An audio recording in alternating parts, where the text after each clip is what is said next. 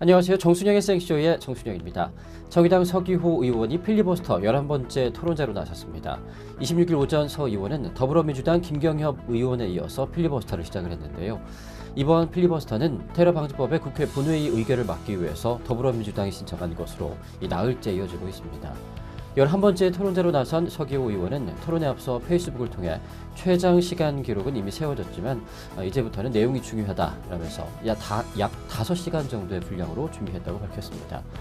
서 의원이 토론이 끝나면 더민주의 김현, 김용익, 배재정, 정순옥, 추미애, 정청래, 진선미 의원 등이 필리버스터 토론을 계속 이어나갈 예정입니다. 또 국회 부의장을 맡고 있는 이석현 더불어민주당 의원에게도 눈길이 모아지고 있는데요. 이 의원은 필리버스터 발언 주자로 야당 의원들에게도 따뜻한 말 한마디를 건넨 반면 여당의 반대 발언에는 정중하게 대응해서 눈길을 끌기도 했습니다.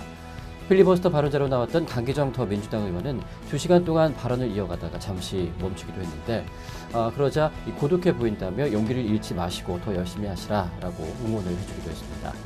또 서기호 의원이 발언 중 물을 마시자 이 의원은 서기호 의원님 3시간 가까이 수고가 많다. 필요하시면 본회의장에 딸린 구속 화장실에 3분 내로 다녀오라 라고 제안을 하기도 했습니다. 중앙선거관리위원회 산하 선거구 획정위원회가 26일 선거구 획정안 결론 도출에 결국 실패하고 말았는데요. 한편 여야는 이날 본회의에서 선거구 획정안을 담은 공직선거법 개정안을 처리키로 합의를 했었지만은 획정안이 마련되지 못하고 29일 본회의를 기약을 하게 됐습니다. 이에 따라서 필리버스터를 종료시키기 위한 카드로 거론된 선거구 획정안이 마련되지 않았고 나흘째 이어지고 있는 필리버스터는 주말까지 이어질 것으로 예상이 되고 있습니다.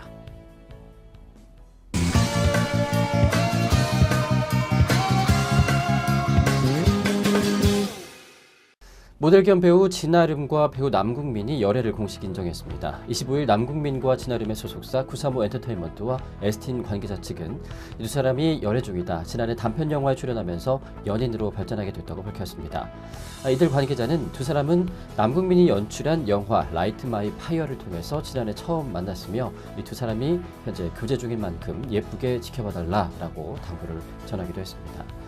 남궁민이 연출을 맡은 단편 영화 라이트 마이 파이에서 진아름이 출연을 하게 되면서 두 사람은 인연을 맺게 됐는데요.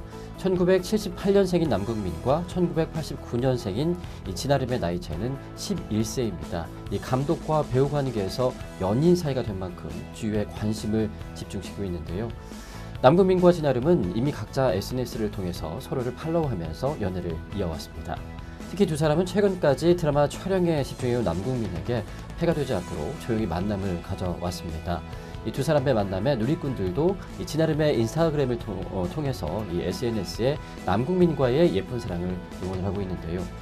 한편 과거 남궁민은 인터뷰에서 내 나이를 생각하면 30대 초반이나 20대 후반의 여성을 만나야 한다라면서 40살에는 결혼을 하고 싶은데 아직까지는 그럴 사람을 만나지 못했다라고 밝히기도 했습니다.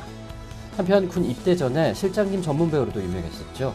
인기를 끌었었는데 남궁민은 최근 종영한 SBS 리멤버 아들의 전쟁에서 분노 조절 장애를 지닌 재벌 3세 남규만 역으로 활약을 해서 큰 호평을 받았습니다. 남궁민은 당시에 실제 조그만 일에도 화가 난다라면서 인터뷰를 통해서 연기에 몰입하면서 겪는 후유증을 털어놓기도 했었는데요. 또 그는 뭘 해도 다 무섭다라고 한다.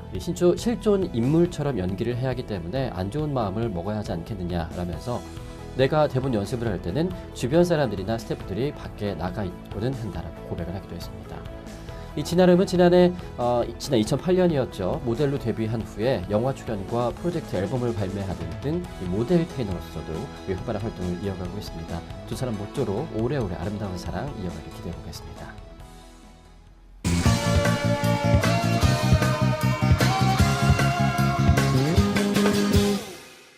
나비와의 진지한 만남을 이어가고 있는 장동민이 방송을 통해서 연애 이야기를 풀어놨습니다. 지난 25일 방송된 KBS 해피투게더 3에 출연한 장동민은 공개 연인 나비에 대한 애정을 공개해서 시선을 사로잡았는데요.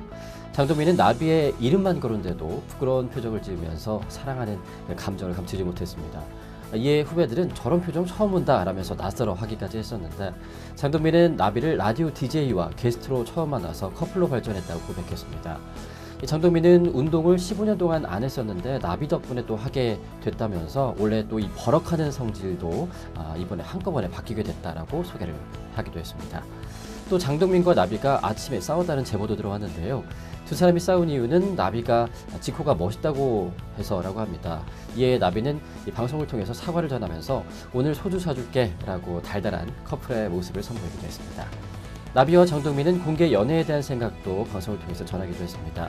장동민은 무척 좋다, 재미있고 좋은 세상이 있구나 라고 느낀다라면서 SNS에 가치 있는 사진을 올리니까 15만 명이 좋다고 해서 정말 놀랐다라고 에피소드를 전했습니다. 또 나비는 생방송 도중에 장동민이 열애를 고백한 것에 대해서 그렇게 갑작스럽게 할 줄은 몰랐다. 그런데 실제로 보니까 반해버렸다라고 말하면서 장동민과의 찰떡궁합을 자랑을 하기도 했습니다. 특히 장동민은 지난 1월 1일에 생방송 도중 열애를 고백을 했는데요. 이날 JYJ의 김준수와 또 EXID의 한이 열애설 보도도 같은 날 됐습니다. 이에 대해서 장동민은 나비가 하루 종일 검색어 1등을 했다라면서 이 김준수와 한이 열애가 묻혀서 그들에게 미안하다라고 발언을 함으로써 좌중을 또 크게 웃음 도가니로 만들기도 했었습니다. 이 두 사람 역시 참 재밌고 또 예쁜 커플이다라는 생각이 드는데요. 조만간 결혼 소식이 또 들리게 될지 한번 지켜보는 것이 좋을 것 같습니다.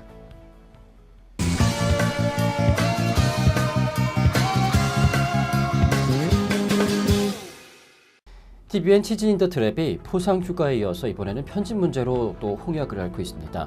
치즈 인 더 트랩은 웹툰이 원작인 작품으로 2010년부터 네이버를 통해서 연재가 되면서 마니아 독자층을 형성하고 있는 작품인데요. 이 드라마에 가장 먼저 섭외가 된 박혜진은 치즈 인 더 트랩 가상 캐스팅 때마다 남주인공 유정 이미지가 어울리는 연예인 1위로 꼽혀 왔었습니다. 하지만 이 치인트 10회부터 박혜진의 분량이 갑자기 눈에 띄게 줄어들면서 당사자는 물론 이 시청자들까지 의아하게 만들었는데요.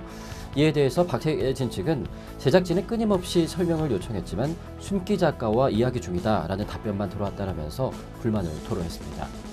이와 함께 지난 13일에는 치즈 인 더 트랩 측이 푸켓 휴가를 공식 발표를 했습니다. 하지만 박혜진은 물론 서광준과 김고은 역시 일정을 사전에 통보받지 못해서 당황하는 그런 총극이 벌어졌습니다. 이에 대해서 제작진 측은 휴가 일정과 관련해서 배우 각자에게 의견을 전달하던 중 외부로 먼저 알려지면서 혼선을 빚은 것이라고 해명을 내놨습니다. 이 와중에 치인트는 또 편집 논란까지 겹쳤는데요.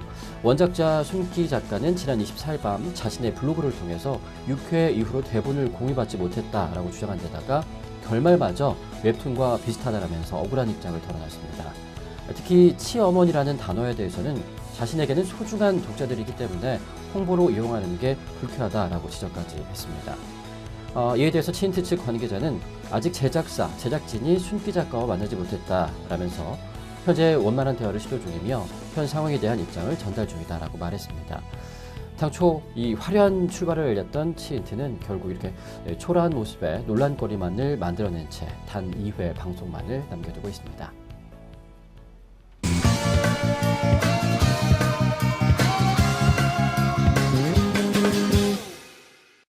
자동이체 계좌를 26일부터 은행 영업점에서도 바꿀 수 있게 되면서 은행권이 후폭풍의 촉각을 곤두세우고 있습니다. 다음 달 개인 종합자산 관리 계좌 도입과 맞물리면서 은행별로 고객 수의 판도에 지각 변동이 일어날 수 있기 때문인데요. 계좌 이동제 3단계 서비스가 시작된 첫날인 26일 개장 1시간 만에 관련 계좌 조회 건수가 7만 건을 돌파했습니다. 대부분의 은행은 모바일과 인터넷에 계좌 변경 서비스 항목을 만들어서 고객들을 끌어들이고 있는데요. 일선 창구에서도 계좌 이동제를 적극적으로 홍보하면서 유치에 나서고 있는 모습입니다. 은행권에서는 금융결제원의 페이 인포 사이트에 국한됐던 2단계 시행 때보다 더 많은 사람들이 계좌를 갈아타게 될 것으로 예상을 하고 있는 상황입니다. 금융당국도 은행들의 경쟁을 촉진시켜서 금융 소비자들의 편익을 높인다라는 측면에서 어느 정도 경쟁은 묵인한다라는 입장인 만큼 은행권 영업전은 한동안 달아올 전망을 보이고 있습니다. 개인 고객 기반이 전통적으로 강한 KB국민은행은 고객 사수를 또 상대적으로 수시 입출금 예금에서 점유율이 낮은 다른 은행들은 고객 빼앗기에 열을 올리는 그런 구도가 벌어지고 있는데요. 금융권에 따르면 국민은행의 개인 수시 입출금식 예금 시장 점유율은 24%로 10%대의 다른 은행들을 크게 앞서고 있습니다. 이미 은행들은 계좌 이동제 1단계가 시작되기 직전인 지난해 7월부터 수신 상품에 우대금리를 제공하거나 대출금리를 깎아주는 계좌 이동제 대비 이벤트에 열을 올렸습니다. 또 가족들이 함께 주거래 고객이 되면 혜택을 더 주거나 대출을 할 때 카드를 만들거나 또 급여 이체를 하면 우대금리를 제공하는 식으로 고객들을 끌어들이는 그런 판촉도 대거 늘고 있습니다. 다만 페이 인포를 통해서만 계좌 이동이 가능했던 2단계까지는 은행 주거래 고객 이동이 미미했던 것으로 평가가 되고 있는데요. 계좌 이동제 과연 이 은행 서비스 향상에 얼마나 큰 도움을 주게 될지 좀 날카로운 시선으로 지켜봐야겠습니다.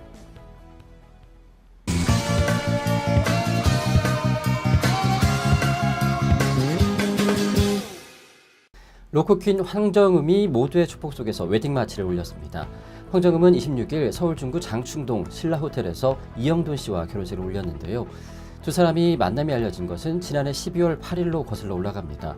당시 한 매체는 황정음과 이영돈이 데이트를 하는 모습을 포착을 해서 열애설을 보도했는데요. 사진 속에서는 이영돈의 생일에 맞춰서 지인들과 함께 식당을 찾아서 생일 파티를 하는 모습이 담겨져 있었습니다. 이에 황정음의 소속사 측도 바로 열애 사실을 공식 인정하면서 두 사람은 공식 커플에 등극을 하게 됐죠. 황정음과 이영돈 씨, 지난해 9월 지인들의 소개로 만나서 예쁜 사랑을 기어왔습니다. 두 사람 사이에 징검다리가 돼준 지인은 황정음의 절친인 배우 한설아와 또 그의 남편인 프로골퍼 박찬준 씨로 알려졌는데, 황정음 씨와 이현동 씨는 골프 라운딩을 즐기면서 그동안 연인 사이로 발전을 했다고 합니다. 이영돈 씨는 황정음의 발랄한 성격과 소탈한 모습에 반했고, 황정음은 어디를 가든지 자신을 따뜻하고 듬직하게 챙기는 이영돈 씨의 마음에 끌렸다라고 고백을 했습니다. 열애 소식이 전해진 지 얼마 되지 않아서 지난해 1월 황정음은 또 바로 결혼 소식을 발표했는데요. 힐미 또 그녀는 예뻤다 등으로 주가를 한창 올리고 있었던 로코퀸의 갑작스러운 결혼 발표에 정말 모두가 깜짝 놀라기도 했습니다. 당시 황정음 측은 지난해 드라마 촬영으로 바쁠 때도 항상 지지해주고 또 단단한 믿음을 지켜줬던 예비신랑의 따뜻한 마음과 진심에 반했다라고 당시 상황을 설명하기도 했습니다. 예비신랑 이영동 씨는 1982년생으로 용인대학교 골프학과를 졸업한 인재로 알려져 있습니다.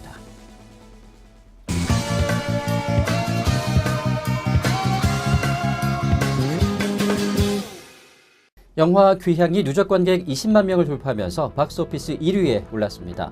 25일 영진위 통합 전상망 집계에 따르면 귀향은 24일 하루 동안 15만 4,728명을 동원하면서 데드풀을 밀어내고 박스오피스 1위에 이름을 올렸습니다.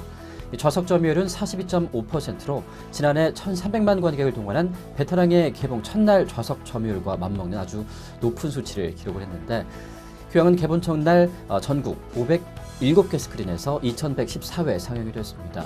이는 같은 날 13만 8,057명이 관람을 해서 박스오피스 2위에 오른 데드풀의 스크린 수 723개와 또 상영 횟수 3,635회를 고려를 할 때 대단히 좋은 성적이다라고 볼 수가 있을 텐데요.